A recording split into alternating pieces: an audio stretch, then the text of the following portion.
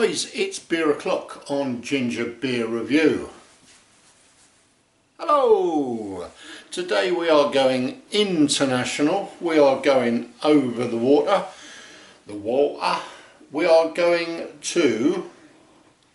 Well, where we're going is a bit of a strange one that I've only just found out when I got the bottle out of the beer fridge and looked at it. We are reviewing a German style lager, as it says on the bottle. Now, pronouncing it, by all means have a go yourself. I've gone to trusty Dr. Google in my phone. Apparently the name should be pronounced as Hochste Brauerei Feldschlobchen. Not sure about that. It's the Feldschlobchen Lager, coming in at a respectable 4.5% in this very nice 500ml bottle.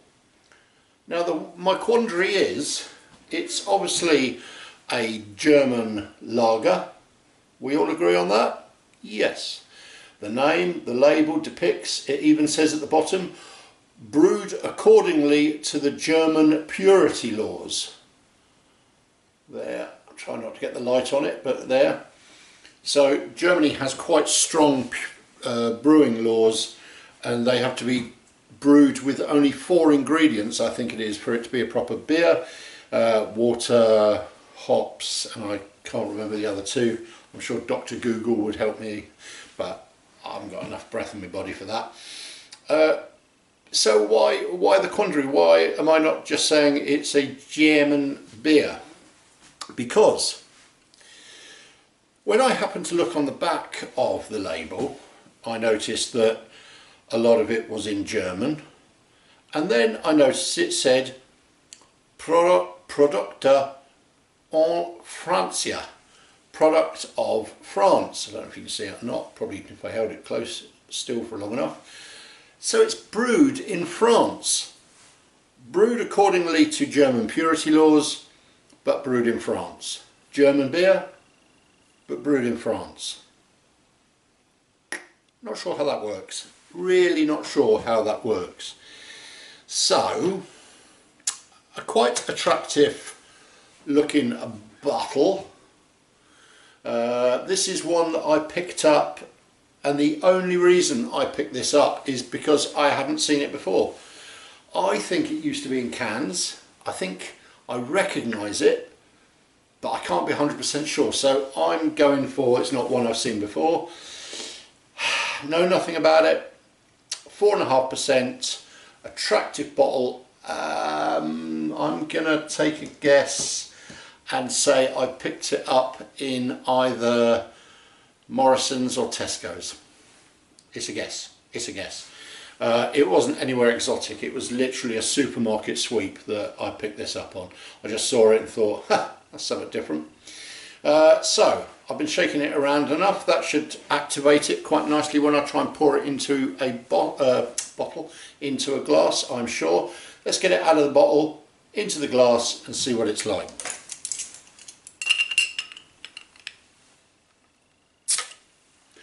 Nice little bit of smoke coming off the bottle there. So because it's a German style beer, we've gone for a slightly different glass. The right glass is everything when it comes to beer. Let's get it into the glass, see what it's like.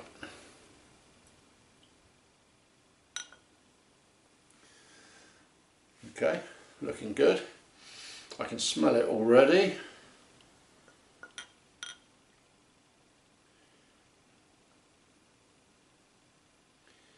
Now, German beers are probably about the only time that I can get away with my crap pouring, because I could now swear blind that that's the way you're supposed to pour it, and I'd get away with it. So let's see what it's like in the glass. We have got racing carbonation. The carbonation is quite quick. Moving inside the beer, we have got a 3-finger quite loose white foam head, and the body is a golden straw coloured, is it bottle conditioned? Let me just check and see if it's a bottle condition. I don't think it is, it's just something. No, don't think so. Just suddenly thought it was for a minute. Perhaps I'm wrong. Soon find out.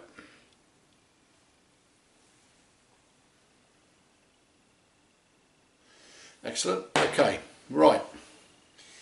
Righty-ho. So, there we have it. So, we have this German style beer, which I'm just going to put down for 1 second and take a quick photograph of it for the beer thumbnail. Okay, right. I knew I forgot to do something. So, golden colour, back to a 2-finger white head on top, pushing out of the glass, which you would expect with a German style beer or a German beer made in France. Golden colour, good carbonation. No, I don't think it is bottle condition. It all seems okay. Let's see what it's like on the aroma. Ooh.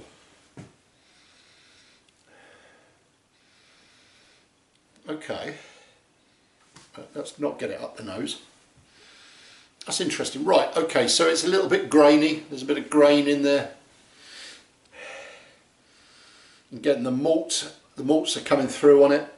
But there's something on top of that. It's a bit lemony, not lemon sherbet, but proper sort of lemon peel type sharpness in there. It's quite nice smelling. Yeah, the grain, now the grain is pushing through. Room for the last bit in the bottle. Right, okay, so we've done the aroma.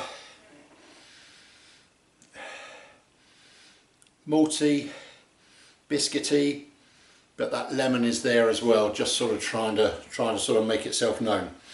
Let's see what it's like on the taste, shall we? Cheers, everybody. What did I go across? What did I go across? Cheers, everybody. How strange.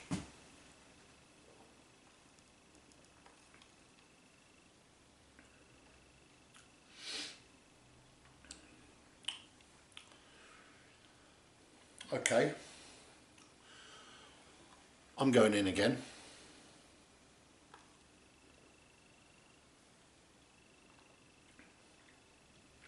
Okay. All right. Here we go. It's a bit peppery. There's a bit of spice there in it on the back, sort of coming through. The carbonation is good in your mouth. It races round. You can still see that it's racing inside the glass, which is another reason to try and use a glass that is suited to that type of beer.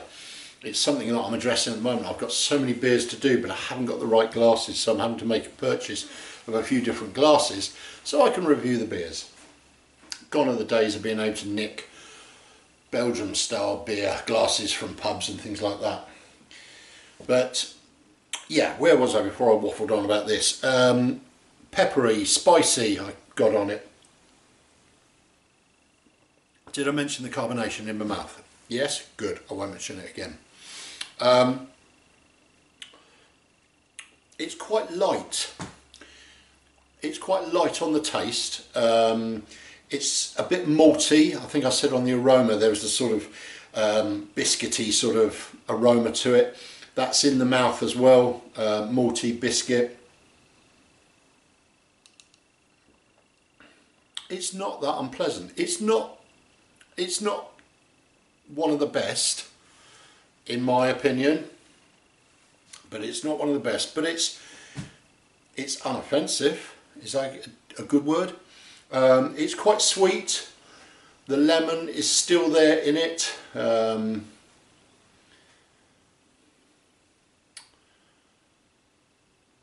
It's got nice lacing on the side of the glass. It's got quite a clean taste on it.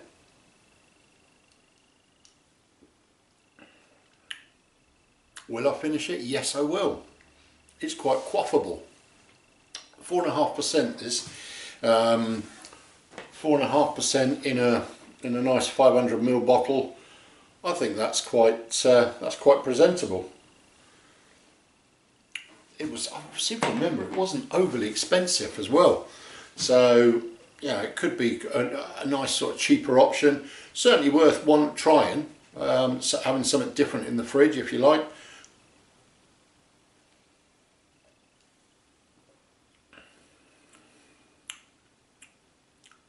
Yeah, it's alright, it's okay. Could I name beers that I like more than it? The sort of German lager? Yes, I can. And as soon as the glasses arrive, I will be reviewing them. I've got them here. But would I chuck this one and not do it again? No, I wouldn't. I would have it again. I quite like it. I can imagine on a hot day, thirst quenching beer, you could reach for one of these. I would happily drink. I'd happily do a session on it, I think. I think the gas, the carbonation would probably play havoc with me, but I can feel it now. But yeah, that's all right.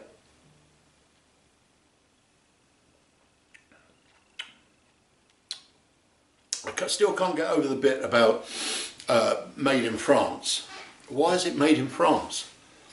Has something changed? Are Germany not allowed anymore to make the beer in the Germany? Is it all because of the Germans? I don't know. But why France? If it's done by the German if it's made in line with German, brewed accordingly to the German purity law, then why isn't it made in Germany? I don't understand. You know,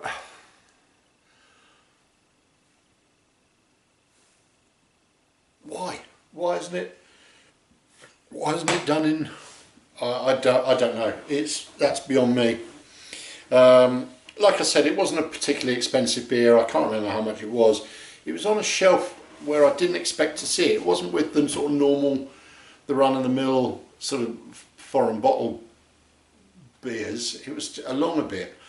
Now that could have just been down to our superstore, whichever one it was, not putting it in the right place, but it may be that you just need to, if you are looking for it, look along the whole shelf, just in case it's been put somewhere different.